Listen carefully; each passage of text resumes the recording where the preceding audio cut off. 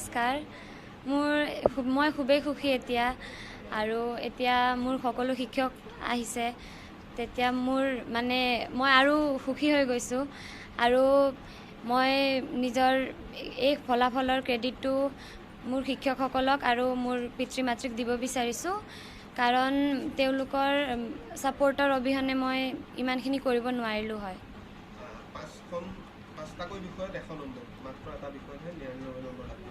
নহয় 4টাত 100 নম্বৰ আৰু মোৰ বিজ্ঞানত 99 আহিছে।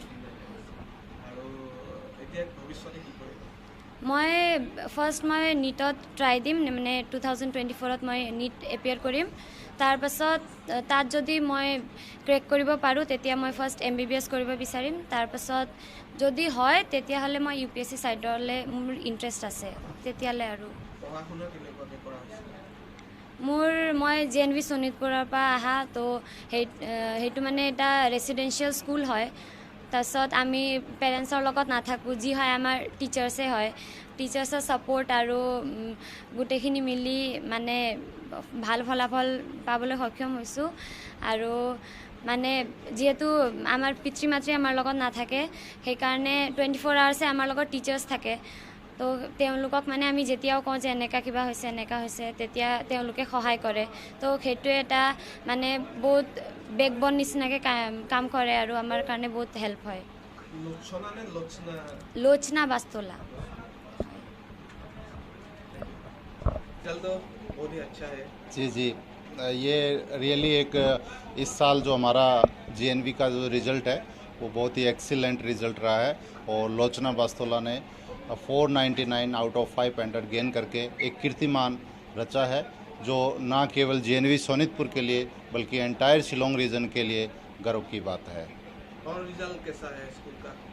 सभी बच्चों ने बहुत अच्छा परफॉर्म किया है और 90 से अबोव 25 बच्चा हमारा आउट ऑफ 80 में से 25 बच्चे ने 90 एंड अबोव मार्क्स सिक्योर किया है और टोटल कम से कम 10 बच्चा ऐसा है जिन्होंने 100 में से 100 अलग अलग सब्जेक्ट के अंदर गेन किया है तो रिज़ल्ट बहुत ही शानदार रहा है। पहले ऐसा रिज़ल्ट हुआ था यहाँ पे? जी नहीं, ये फर्स्ट टाइम है और एक हिस्टोरिकल परफॉर्मेंस है जो आज तक पहले नहीं हुआ।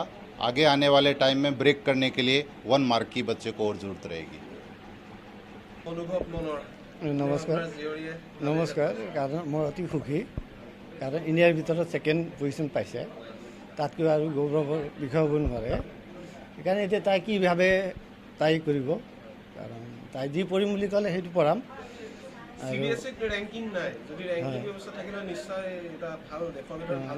হয় এইটোতো এতিয়া তেওঁলোকৰ ব্যৱস্থা আৰু এইটোতো আমাৰ ক'বলগীয়া নাই তাই ডক্টৰ হ'ম বুলি ক'বনে UPSC DC হ'ম বুলি ক'বনে তাইৰ কথা তাইৰ মতে আমি চলিম কাৰণ তাইৰ যি বিচাৰে সেইটো আমি দিম সেইটোৱে আৰু মোৰ ক'বলগীয়া কি আছে কাৰণ JNVৰ ফালৰ পৰা মই অতি সুখী কাৰণ তেওঁলোকৰ প্ৰচেষ্টাৰ ফলতে ছেকেণ্ড ৰেংক হৈছে অল ইণ্ডিয়াৰ ভিতৰত সেইকাৰণে তেখেতলোকক মই ধন্যবাদ দিব বিচাৰোঁ কাৰণ তেখেতলোকৰ অবিহনে আমাৰ হ'বলগীয়া নাছিল আৰু ছেকেণ্ড ৰেংকটো ধন্যবাদ।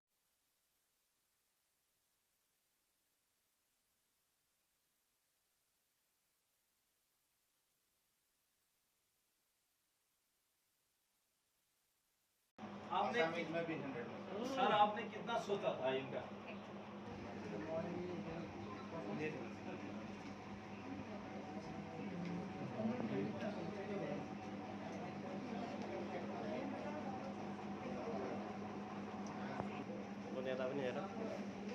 बुनियादा है ना?